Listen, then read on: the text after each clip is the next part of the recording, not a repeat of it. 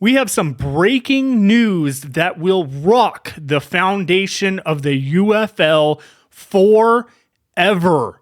And this is not clickbait. This is courtesy of Pro Football Newsroom's James Larson. I can't even talk. I'm so just blown away by this news. Breaking news, and I'll read his post on X and we'll go into the story from Pro Football Newsroom. Breaking, major changes are coming to the UFL per multiple sources. USFL markets in Michigan, Houston, Birmingham, and Memphis are all being relocated for the 2026 season.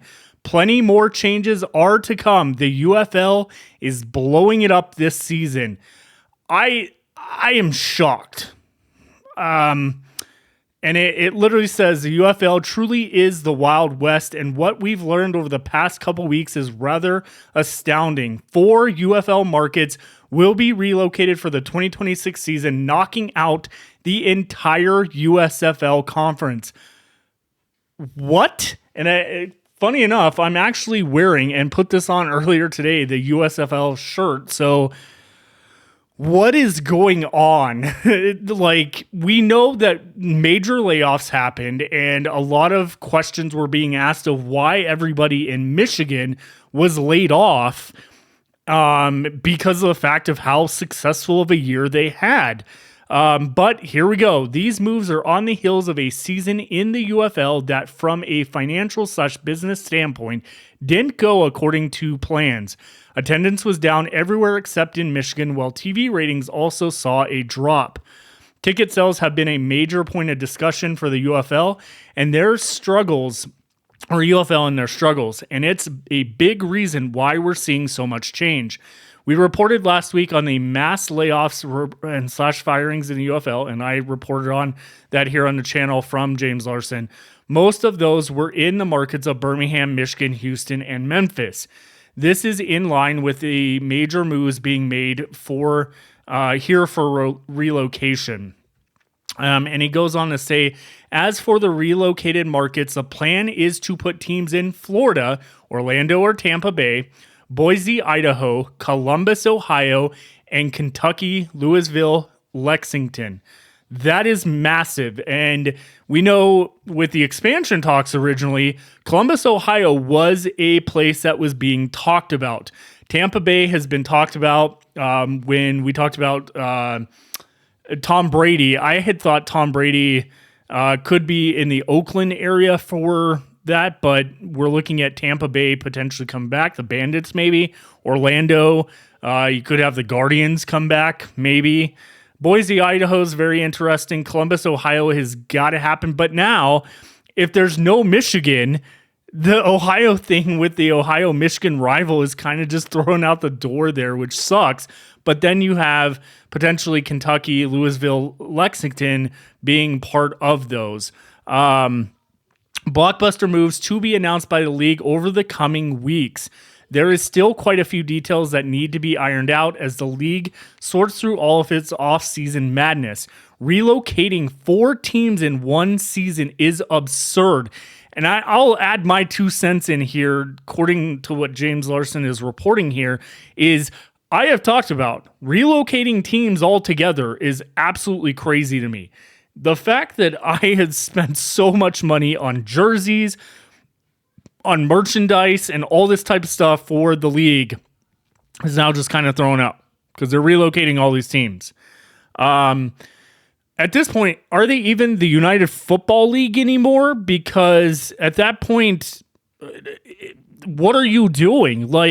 There's no representation maybe of the Tampa Bay Bandits if they go there, but if they go back to Orlando, which in his post on X about this, he says likely is Orlando, not Tampa. So that's interesting. And then Kentucky, Louisville, Lexington area, and Boise, Idaho.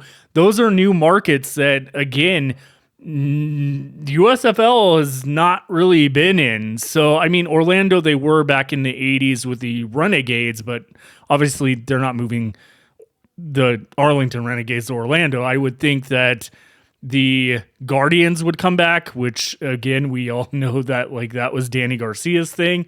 So I'm curious on that one. But again, as he said, it's a measure that shows the UFL is desperate to make changes and make them now.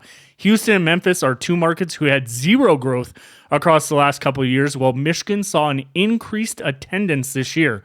The expenses at Ford Field proved to be too much for little reward. On top of that, Birmingham, despite 3-time champions, is a city that hasn't shown proper avenue for growth either.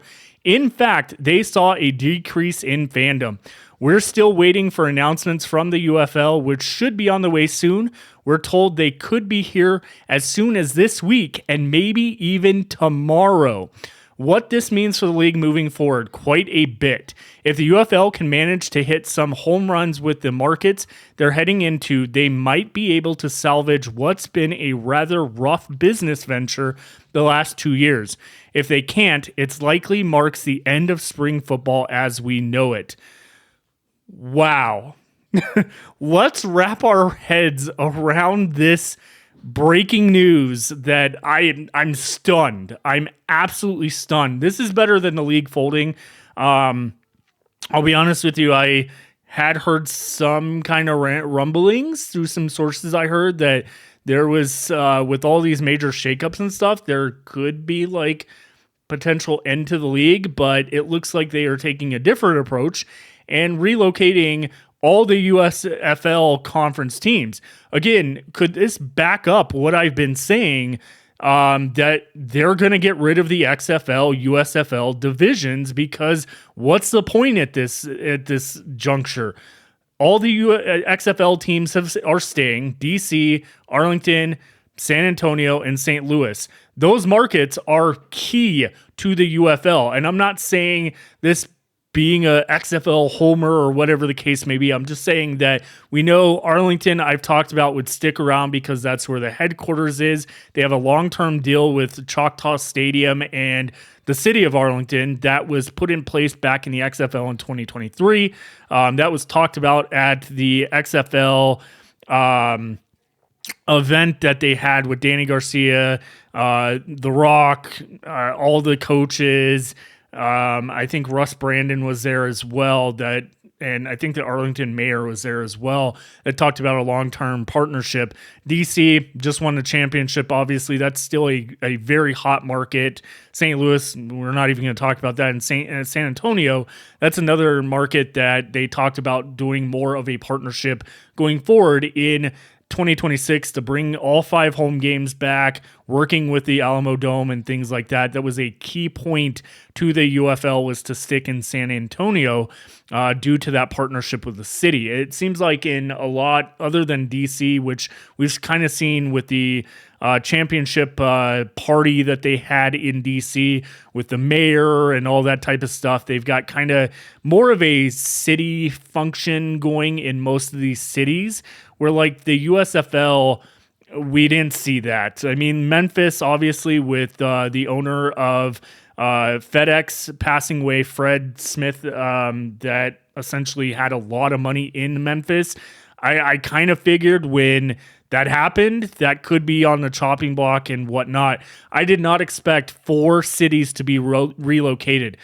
With that being said, I would almost say that expansion is probably off the table at this point for 2026, but this could be another opportunity for them to actually expand and bring 2 more teams in and 2 new cities added on to the 4 relocations. It's a possibility. I don't think so. We'll talk more about that. I actually had some videos planned about reasons they should expand. Another video of talking why they shouldn't.